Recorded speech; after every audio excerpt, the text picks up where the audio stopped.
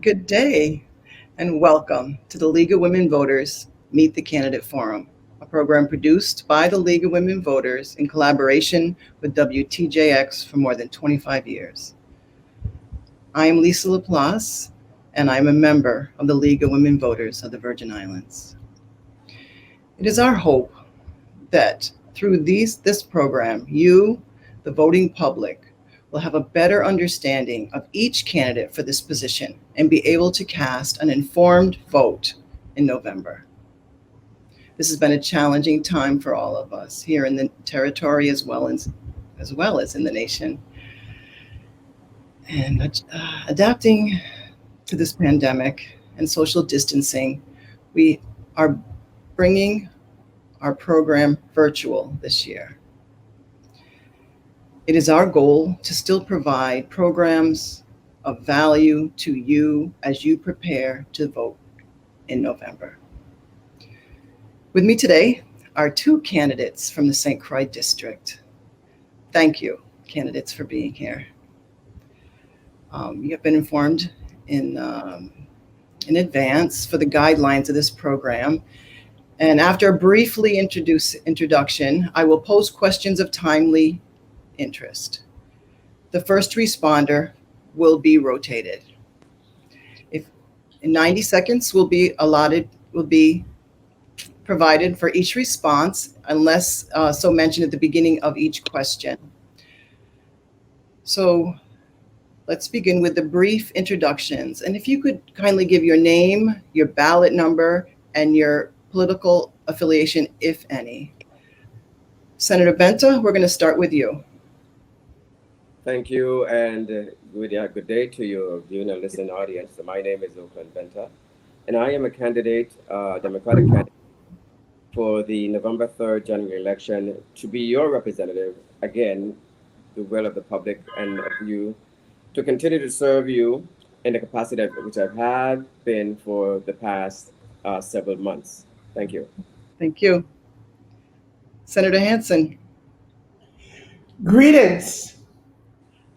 I am Alicia Chucky Hansen, and I'm very happy and thankful to the League of Women Voters for this opportunity. I am number 11 on your ballot, and I'm also an independent candidate, one that can speak for you without having to go to any higher bosses. Thank you very much. Thank you. Now for our first question. You have 2 full minutes to inform the voters why you should be elected to the position of senator for the 34th Legislature. Senator Hansen, you are the challenger. And in both St. Thomas and St. Croix districts, only one seat has been vacated. So you might have to replace an incumbent to be elected. Explain what qualities, training, experience, and expertise that you have that would make you better suited for that position, even if it means unseating an incumbent. Well, first of all, my intent here in this race is not to unseat anyone. I believe the people have a right to decide who their representatives will be. They gave me the challenge to come out and seek the re-election for seat in the next legislature because they have faith in Alicia Chucky Hansen. Many miss Alicia Chucky Hansen.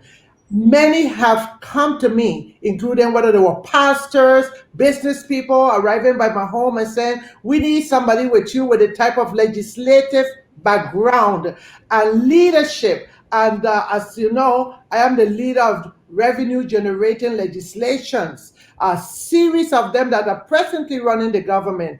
I've never been ejected from the Senate. That in itself tells you people want Chucky Hansen. 11 terms, most experience, and one who delivers on behalf of the people, to include especially those that cannot speak for themselves. Thank you.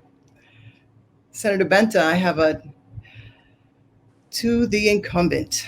On St. Thomas and St. Croix, only 2 seats each have been vacated.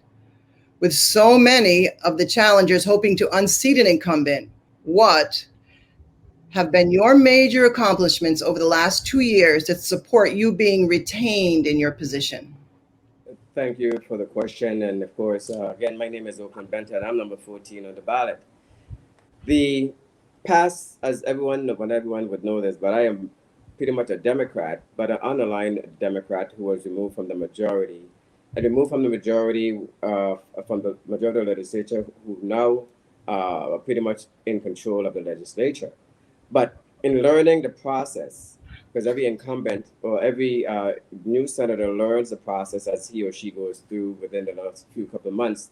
But coming from a background of financial environment and understanding that the government's exploit is one that takes us into another generation, the Virgin Islands is besieged by several catastrophic pandemics, namely the 2017 COVID-19 and mismanagement of the fiscal and financial resources of the government.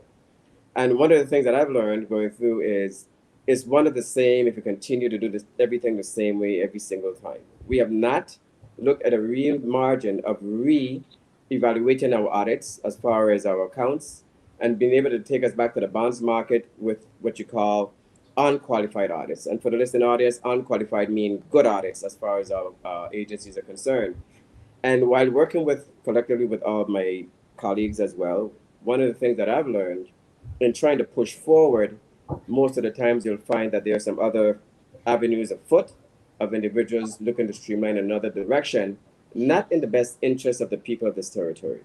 And with standing firm to supporting our territory, the people whom have elected me, I'm steadfast in pushing hard and bringing the truth to the floor and identifying those who tend to stray by personal attributes that they may be considering for other individuals in a respective manner rather than for you, the residents of this territory who so badly need our services to be honest, upfront, and transparent. So I'm going to move forward along with my colleagues as those who come in as well with the one seat that's available. I hope that the person with me today would be the elected individual, that we can move a market forward to support the people of this territory. Thank you. Thank you. Thank you. Senator Benton, I'm going to continue with you. And your question is 90 seconds to answer. Crime has not abated in our territory, and we continue to see our young men, women, and children being killed and harmed. What do you see as the root causes of this epidemic of violence? What ideas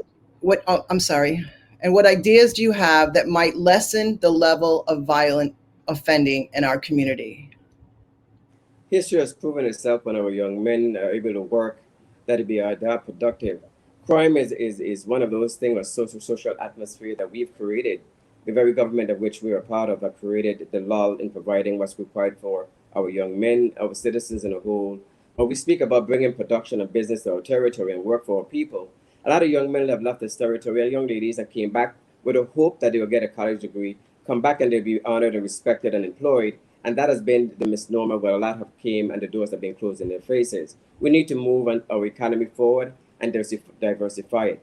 Crime is pungent because of what we have said that we would do for our people, and we failed to deliver. By way, if you give these young men work to do, and like we've seen after the hurricanes, crime will diminish, and we need to listen to them and really push for them and not for ourselves like many have done. Thank you. Thank you. Senator Hansen, would you like the question repeated? This is not an easy question as it relates to an easy answer. We have to recognize that our young people, first of all, we need to let them know that we love them. You need legislators that understand that you need to strengthen sports, music, and the arts. Keep the mind busy. Keep them feeling interested, and that we are also interested in them. We have to make them feel that the answer cannot just be on the street, but we are actually, when I say we, I speak as a government, pushing our young people away. We have to have a system that keeps the minds busy positively. The answer is not always jail. And we have too many legislators that feel that the way to turn around our young people is by increasing sentences and also expanding more the jails or correctional facilities in the territory. No, that's not the answer. And you have many that also commit crimes that are mentally ill. And prison is not a place for the mentally ill. What we have to do is to get our young people, we have lost them, get our music programs in our schools, get it into the parks, make sure that they understand that there's a time for them to succeed, and they can succeed if we give them the support they deserve. Thank you. Thank you. Well, you seem to have a lot to say on this subject, so I'm going to stay with you. Across America, there have been cries to defund the police departments, triggered by claims of cruel and inhumane interactions with citizens. Locally, the VIPD has been placed under a consent decree in which the agency must remedy our use of force policing practices. Do you think the department should be defunded in the VI? Why or why not? And what does defunding look like to you, Senator Hansen? As you brought in the national level on this issue, it's not a cry for defunding the police department. The reason is behind that statement. What is the reason? The racism. Because a man will walk on the wrong side of the street that some police officers feel they just deserve to die. Not even paralyzed, but die. And so I understand the movement. What we have to deal with is the root of the problem and make sure that those attitudes that come from various states that are calling on the defund of the police department, that those reasons and the root of it do not touch this territory called the United States Virgin Islands. So when racism comes into place, we are to knock it out right away. Get rid of it. Deal with it openly. And therefore, we don't have to be discussing issues about defunding the police department. Of course, we need to support our police officers here. Most of them are not like those in the states, and we don't want the bad habits from the states to come and touch our shores here in the Virgin Islands. And so you need leaders that are courageous to deal with the issues openly and without fear. Thank you. Thank you. Senator Benton, would you like the question reread, or you're good? I'm good. I would concur with the Honorable ex-Senator that in fact, there are some other national issues affecting us. And also, we have a police department that's being run respectively by individuals who are not familiar with the people of this territory in particular. And in giving guidance and direction to sworn and senior officers, they've complicated the matter because they don't understand what the social environments are. Police officers here, as you know, the police department are pretty much understaffed here in the territory. And to defund the police department would create another issue where there are many officers who have already left. They're really actively recruiting right now in an attempt to fill the voids.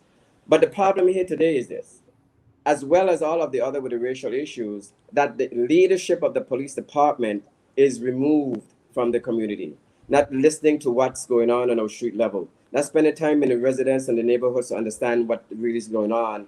And then there's a misnomer for some that looks at things in one way, but the police department itself, because of the men and women who know better, they've been silenced. They've been trying to advise and suggest and make recommendations that they fall on the sideways by the ears of those who are in the leadership position. We have changed every single time we change that administration, we change the knowledge and the experience of the agency by removing those individuals who have then learned how to deal with issues and move the corrections forward. So the issue that we have before us is not defunding the police department, but individuals who understand the economy, understand the neighborhoods, and understand how to address the community and apply what's required. Thank you. Thank you, Senator Benton. So we've discussed young people and violence, the police department, and we're going to move now to another hot topic, GERS. Oh, it says in some states, you're going to have 60 seconds. So this is a shorter response, 60 seconds. In some states, consideration has been given to cut pension benefits due to budgetary shortfalls.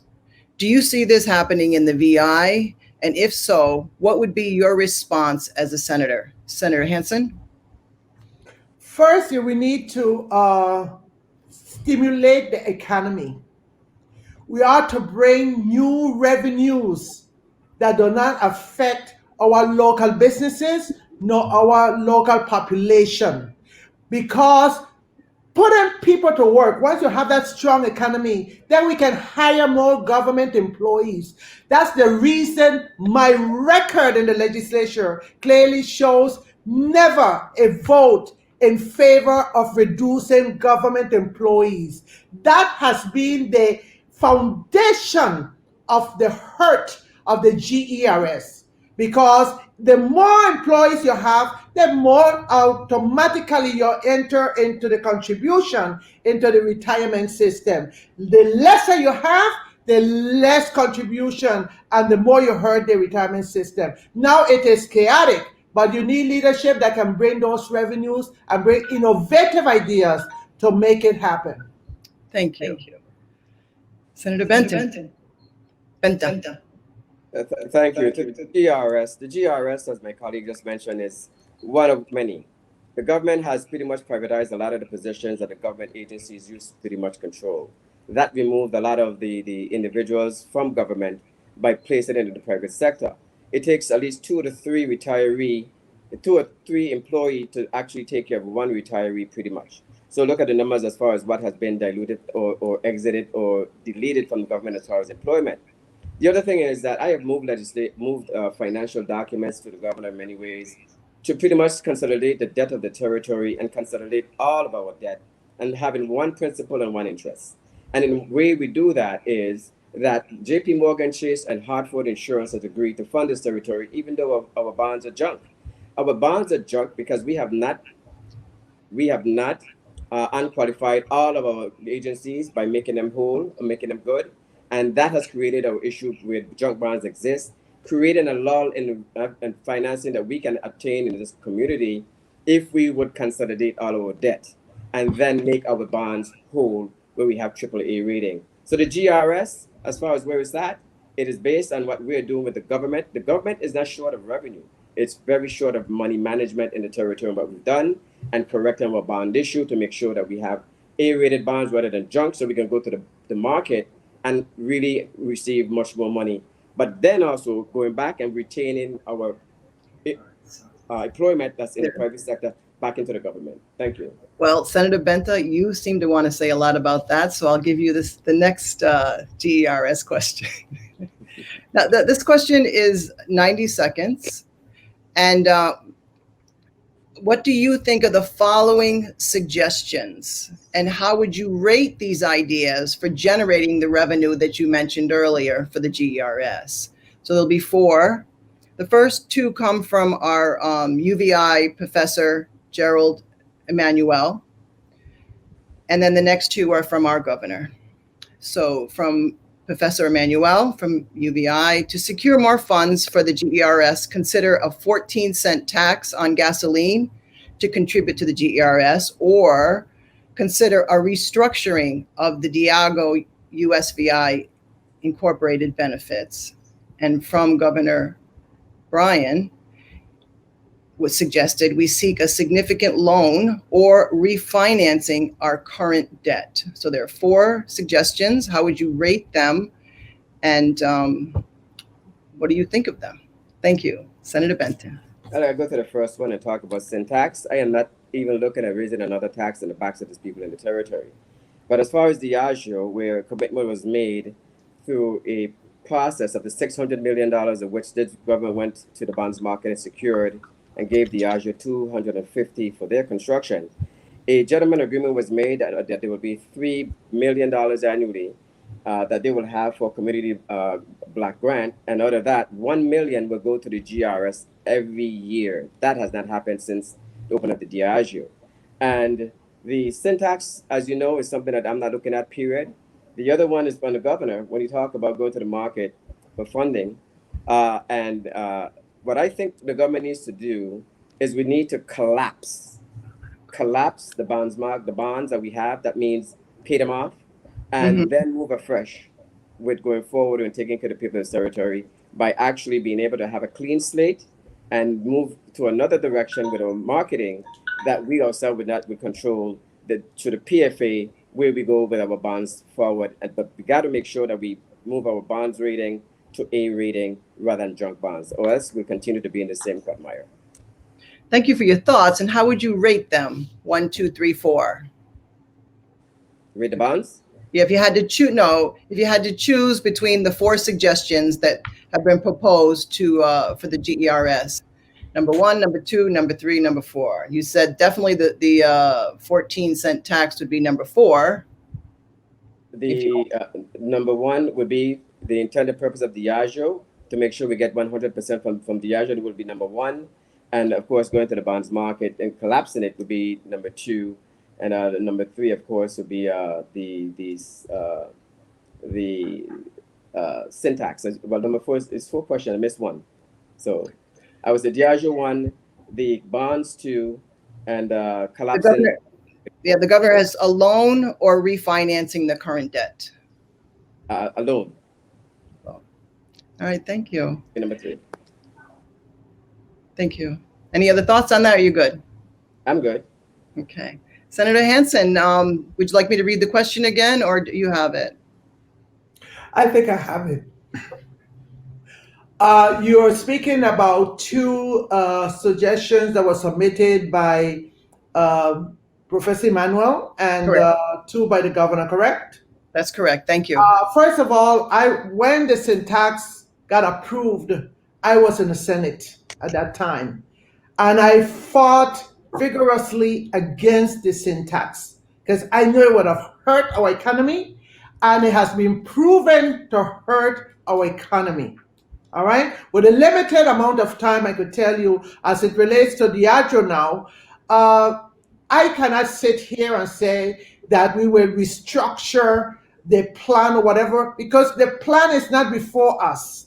My success on behalf of the people of the Virgin Islands and the Senate has been by reading, analyzing, comprehending, and delivering one way or the other on behalf of the people. It would be totally unfair for our constituency to hear from any leader before reading a package or a contract or a restructuring proposal to make a decision. Just maybe, I wonder if this way sounds good or the other way sounds better. I do not operate like that.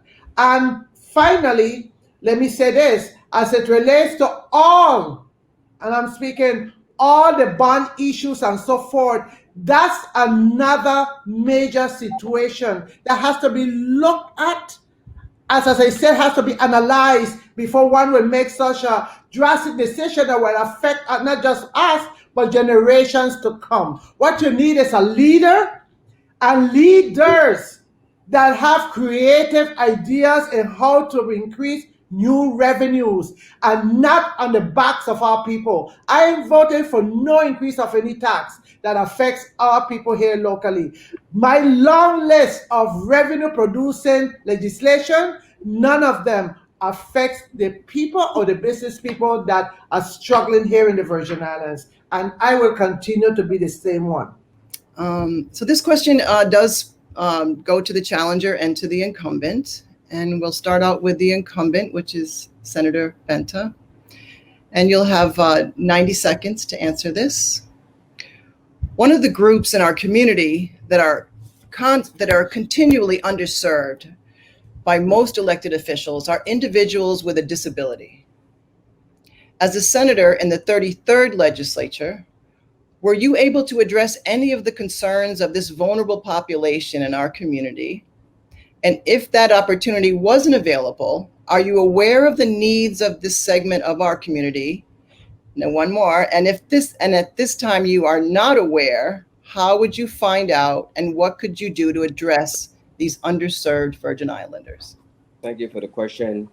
I'm very familiar and aware of a lot of the issues concerning our shortfalls when it comes to our disabled in the community. I know that one of the things that it is that individuals who serve in that capacity of service, we find that a lot of the private nonprofit organizations are the mainstream line of dealing with a lot of issues more than the government itself. The government has pretty much, again, diluted its responsibilities and have embedded it into the private sector more so than the government itself assisting the private sector in providing the services. We have what we call a DDC Council, so the Disabled Council through Congress, where we are not even utilizing by allowing for those individuals to have that benchmark to serve a lot of those who are less fortunate for services, to include transportation. So the Vitran access, but Vitran doesn't run on weekend. So those who are disabled and need that service can't.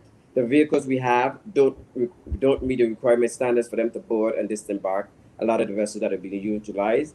And in order to generate the attention properly and the services as required, the holistic, which I've been doing, is working with several of the agencies in discussing the issues and working with the ADA director to make sure that they are being heard and being recognized and addressed, the issues being recognized and addressed by them. But we need a holistic, comprehensive partnership with the government itself, not the private sector or the nonprofit organization, supposed to lead. And that's where we fell short. And here I'm trying to move it forward and correcting those shortfalls for our disabled.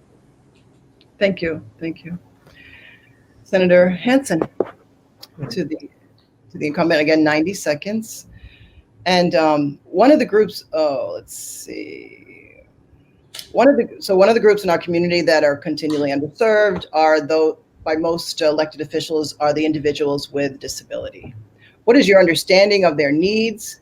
If you are unfamiliar with the group's needs, what can you do as a senator to find out? When elected, what can you do as a senator to first understand and then address these needs? Thank you. Thank you for this opportunity, but I believe everyone with disability, especially on St. Croix, knows Chucky Hansen. Let me just wrap it up in a nutshell, and then I may just add some more. Before the Virgin Islands ever heard about the ADA, I brought them here to the Virgin Islands and their rights here in the Virgin Islands. No one knew about ADA until I brought them to the Virgin Islands. And it was, to her credit, attorney Amelia B. Joseph, who worked with me at the time, actually brought it to my attention because she saw my passion about no sidewalks with and then the apartments had, especially public housing, you had no rights to get to access to get to your apartments because there was no railings, sidewalks. Then we began to make sure that they had the readjustment of the sidewalks so that there could be movement, free movement, elevators available. Even the legislature were out of compliance until I fought them to make sure we had elevators for them. The Ricardo Richards School, where most of the people with disability were treated completely different. Students were totally removed, those with disability, from the other students. It was like a stigma. I stopped that, single-handedly stopped it by going and filing case against them. Okay, we had the Ricardo Richards School. They also had the same situation. So all those cases I fought on behalf of the people with disability. Then we have the major issue of transportation, where we had the buses came here. They had no lifters. I make sure that they went back and they get the compliance in place. When they came back with the compliance, they put them on a boat to take them away to St. Thomas. St. Thomas should have their own buses, but the ones at St. Croix should not be removed. Everyone at St. Croix will remember that, and those that don't remember it because they don't want to. I went in front of the dock where they had the buses already loaded and had them removed and called Governor Schneider, and he ordered them to take back off the buses. I've always been an advocate for people that can't fend for themselves. Thank you very much. Thank you for that answer. All right, so 90 seconds for the next question. And in this November's general election, there will be a referendum question that asks the voters if a convention should be held to adopt the revised Organic Act or portions of the act as the territory's constitution. What is your opinion on this referendum question, Senator Benta? I agree that we should have a referendum. I believe that we need to go back to the committee which was established for the constitutional, the Constitutional Convention for the territory. The referendum before us in adopting the revised Organic Act of 1954 as our constitution in a temporary manner until language can be added. I do believe that it will help to a certain degree, but I still do believe that the Constitutional Convention members, board members, should have the lead and say as far as how we will proceed with it, and have their input into it, which is what I was hoping to happen before the legislation, so that we can have a buy-in by those members who are actually on the board right now before the legislation was proposed on the floor. But I do think it's a way forward, as far as being our identity being identified for us to legislate certain things authorized by U.S. Congress if we have a constitution. But we need to do it right, and we need to respect the board that's in place to make sure that the board have a say in how we move forward. Thank you. Thank you. Thank you. Senator Hansen. Yeah, sure. In short, I believe very strongly from day one, and my position remained the same. Our Organic Act, revised of 1954, should be adopted. And then once that has been approved, without discrimination against anyone, okay, because we still remain under the American flag, that then we can do amendments here locally and adjust to the things that we need to address as Virgin Islanders. Thank you. That was a decisive answer. All right, so 90 seconds for this question. The COVID-19 pandemic has reaffirmed our fears of the territory being a one commodity economy built on tourism. This situation creates economic vulnerability. Can you identify 2 services or products that might significantly supplement our VI economy? And also, in your answer, please explain what you can do as a senator to assist in their development. Thank you. I'm going to ask Senator Hansen to answer that. Well, clearly, agriculture. And, everybody is at home for the most part. So while you're at home and the casinos are closed and every other business are closed, there are laws on the books. It's not always that we need a new law. I have a law there that for online gaming that could bring in millions of dollars to our treasury. And those monies can be redirected to, right, as you call it, right there, GRS. There are things on the book that we can address. Agriculture needs the foundation, which is water. First, land, which have provided legislation to decrease it, the leases, the value of it to just $15 and $20, depends on the amount of land that you have, 1 to 5 or 6 and up. And so once you give that level of support that the agriculture, the farmers need, we have it to survive our own survival. What you do need is true, strong leadership to put our hands on exactly what the problems are. Lock the damn door. Lock it up. Stop the clock. And come with solutions. Thank you. Thank you, Senator Hansen. Senator Benta. Thank you. COVID-19 definitely has left a footprint for us to understand that we have to diversify our economy. Tourism was the main industry of this territory. We'll find that the island of all 3 districts have its own signature. And St. Croix in particular, where we're moving today as far as moving in another direction, virtual employment has now become the way of tomorrow, even though we're not ready for it at date. The previous speaker spoke about online casino, very well said, and it's a fact. And at the end of the day, what we need to also do is look at where we're at and position and realize why we built or why we were part of the Panama Canal pathway to the Caribbean, and move in that direction to start bringing it all of the services in this side of the world so that we can be part of that exporting throughout the global market. We're positioned in the other flag in the best position that exists. But I'll also say that in sitting and talking with several of the developers and investors that are brought to the territory, one of the things is that we find that our government agencies are not really ready to diversify because we're afraid of the unknown. We have individuals who have been here trying to develop certain product, but a lot of the things that push them away is one of the issues when it comes to actually paying more on the utility services than it takes for them to have an income into the region. Small engine manufacturing. And that is one of the big things that's taking place globally that we're not a part of. And exporting our food products as well. We haven't been doing that for a long time. We didn't look at it. We have not even looked at those guys that's actually harnessing honey and use it as a product for export.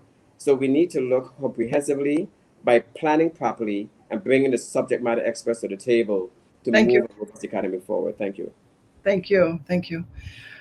Both of you answered similarly in regard to the referendum question. So if we are finally successful in getting the revised Organic Act of 1954 approved as our Constitution, then we become empowered and can enact changes, as Senator Hansen said, in our organization, in the way our government is organized. Are there any changes that you would like to see, or are you satisfied with our current structure and organization? And are there changes specifically in the Organic Act that you would like to see? Senator Hansen, I'd like to go with you. The Organic Act, for the most part, I think has served us well, but there are some antiquated laws that needs to be readdressed and even amended. Our rights of Virgin Islanders without discrimination.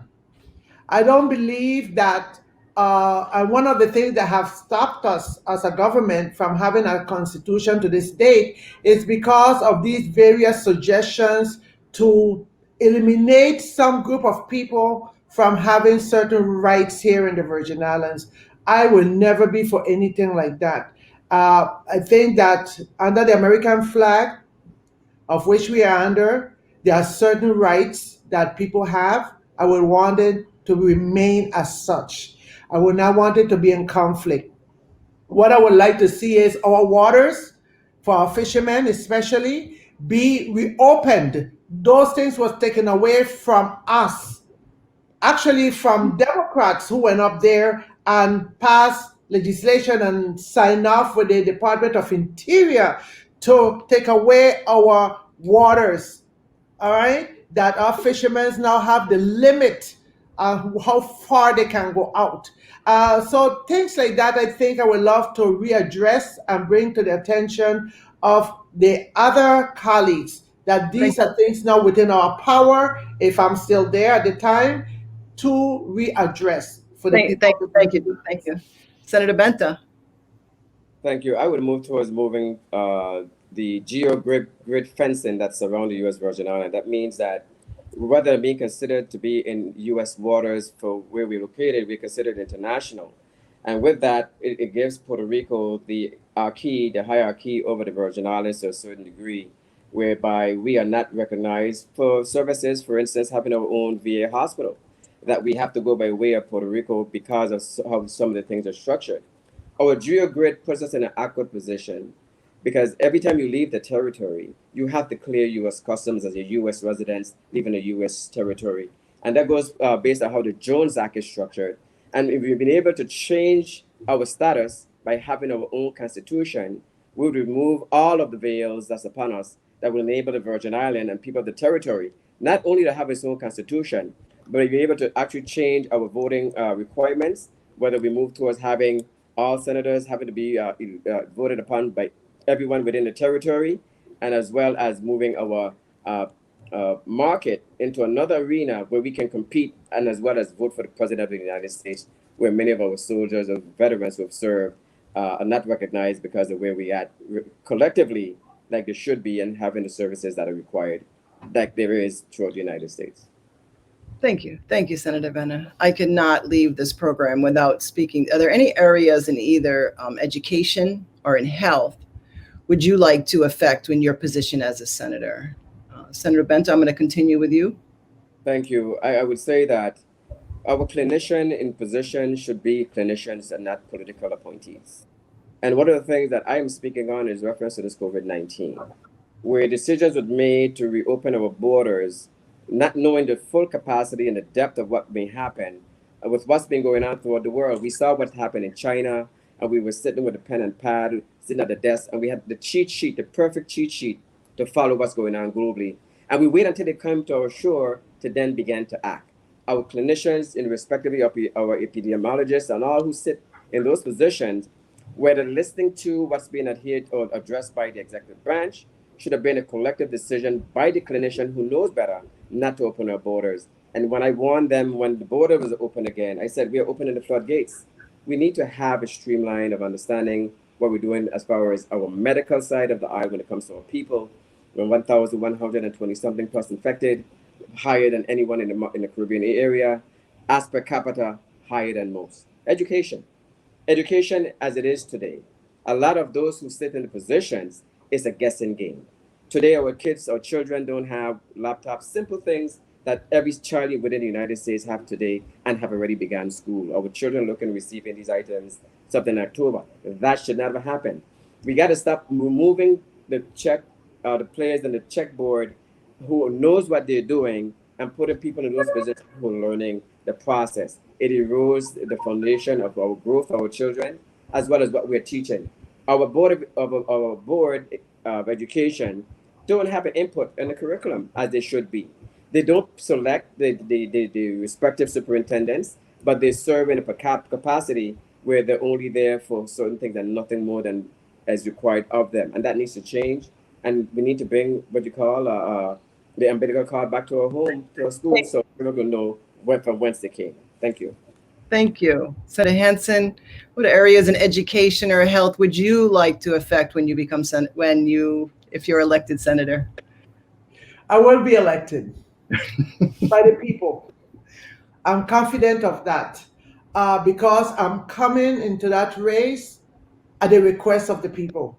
So as it relates to our hospital, let me first say I am very proud and honored and humbled that I was the one who named our only hospital, public hospital on St. Croix, after the late Honorable Governor Juan Francisco Luis. All right, there was Chucky Hansen who named the hospital. And it is a love for him, his family, and what he has done for the people. So once the name is up there because of love, you want to make sure that everything within that institution is right because we thought it was important. All right? As it relates to COVID, we're not prepared at all. I don't care what the statistics say or what the experts say. We're not prepared for a real pandemic uprise here in the Virgin Islands for either Juan Lee Hospital or Roy Ellis Schneider Hospital. We have to commend the staff of both hospitals and the nurses, the doctors, the support staff, the people that maintain the hospital. Because if you look at the states, hundreds of nurses have just decided no more. I'm not coming into that institution. I'm not working because of fear of that COVID, that corona to go into their homes and affect their families and especially their children. And so our nurses, we have not heard of nurses just resigning the way they're resigning in the States. So these are very special people, and we have to recognize them as such. And so I will continue to do everything in my power, and I did not vote to take away a penny from the Juan Lee Hospital because even without COVID, they need those resources to follow through with the love and the compassion of our patients entering into that hospital. As it relates to education, let me tell you, they're not ready, especially with all the plans with this COVID issue. In a nutshell, they're not ready. Thank you. All right, one more question. Another question actually. Senator Benta, Senator Jackson's issue bill to create an office for gun violence was defeated. And how did you vote on that? And can you tell the public why? Thank you for the question. The bill that Senator Jackson proposed, going backwards a little bit, this government believes in duplication of responsibilities. We have We have the PFA. Now we want to start a special vehicle process for another PFA-like organization. We have BIT. We have VIGN, another like BIT. We have the EDA, and we have the RT Park, and both are doing the same thing. The Planning Commission, which exists right now, the Law Enforcement Planning Commission, I don't mind an entity under that umbrella working with the planning part of that commission. We're working in moving something similar, which they're responsible for as well. It falls under the Law Enforcement Planning Commission, and that's where it needs to go, where they will work with that committee to move it forward rather than creating an independent organization. Reason being, that independent organization will need clearance through the federal files and through the police department files as well, which they will not get clearance to do. You can't attack or move on an area to try to correct or address an issue when you can't see the documents pertaining to the issue under the law enforcement guidelines, which you're talking about as well and work in conjunction with. And also it becomes a safety issue for those individuals thinking they could walk into certain neighborhoods and domineer or remove certain individuals by way of pulling someone aside to have a communication. You're asking to hurt those individuals you're speaking to. So you need proper planning to the Law Enforcement Planning Commission that we have in the books to make sure it's done properly. And I will support it under those preambles, but not an independent agency, again, outside of what we already have that works for the government of the Virgin Islands. Thank you. Thank you. Thank you. Senator Hansen? We need to let the police work. How would you vote? How would you vote on if you had the opportunity to vote on Senator Jackson's issues bill? How would you vote and why? Well, first of all, keep my foundation in order and place in our minds. Where I said before, I don't say something, I'm going to vote one way or the other for something that I have not read. I'm not in the Senate. However, I think that Senator Jackson needed to go after legislation where all of them have removed our patrol from our public housing. Okay, that's what they needed to do. I think the vote that Mr. Benta made was a correct one. And I say it's correct even without reading the full legislation, but I saw the debate. The reason for that is you cannot be duplicating things and ignoring the root of the problem. First of all, equip our police department. Make sure that they are protected. We have guys on the road today that have bigger guns than our police officers. Yeah. They have to build the moral support that they need. You need to have police officers that feel that the department heads are backing them up, which is amazing. I speak with a lot of them. And when they're getting close to some of the resolving a crime, they are removed. I could tell you about that. Thank you. So that Jackson and the others need to pay attention to what really matters. Okay? Thank you. Help our young people. Thank you both. And time has moved very quickly. You are very interesting, and I'm honored to be here. But this is our final question. You will have 60 seconds each, and then you will have 60 seconds each, and then you'll be provided 60 seconds to make your closing remarks. So this is the last question. Candidates, if you were reelected or elected into the 34th legislature, what committee would you want to be a member of, and what special talents, training, or experience would you bring to that committee that will make you a valued member? I'm going to go with Senator Hansen first, and then Senator Benta. Oh, God. I believe I would love economic development. Although I serve as the finance chair for 2 terms, which was 4 years, balanced budget, no taxes on the people of the Virgin Islands or the business community, I think that those are in place. I would not want to disturb. But I would be satisfied with economic development because I know I have the touch to get to the people, the players that can really make a difference to move us forward with our economy. And I have umpteen of revenue generating ideas, new ones, and those are the books that need to be stimulated to bring in more funding. I am Alicia Chucky Hansen, number 11. Thank you. Thank you. Senator Benta? It's such a coincidence, especially listen to the teacher, but I too will love the economic the, the economic committee. And primarily in working with my colleagues as well, it'd be good if Senator Hansen, once Senator Hansen gets back, we're working it together. The market, the global market is bigger than the US Virgin Islands, and we have not tapped into it like we should. We need to do what you call leverage our bonds and leveraging them in a fashion where when we leverage them, we make our bonds, our credit rating for our bonds whole, and then we can collapse our bonds. And we have not looked at that, and that is why a lot of the entities on the outside are looking to see where we are and how we're moving forward. Bringing business to our shores is what I did in being one of the managers collectively of foreign subsidiaries for the territory or for a corporation within the territory. My responsible oversight of all of them throughout the world. And I see and hear what they're looking for. I would love to come to our shores, but our doors are closed. I provided the governor a floating hotel concept, which existed, I think, Senator Hansen was one of those sponsors. I'm sorry, Senator Benta, I'm sorry to interrupt you, but I do want to allow each of you to have 60 seconds to your closing statement. So I'm going to go to Senator Hansen, 60 seconds to close, and please allow Mr. Benta his time as well. So Senator Hansen, it is all you. Well, you know me, you know I can deliver. I am bilingual. I am a compassionate person without a question.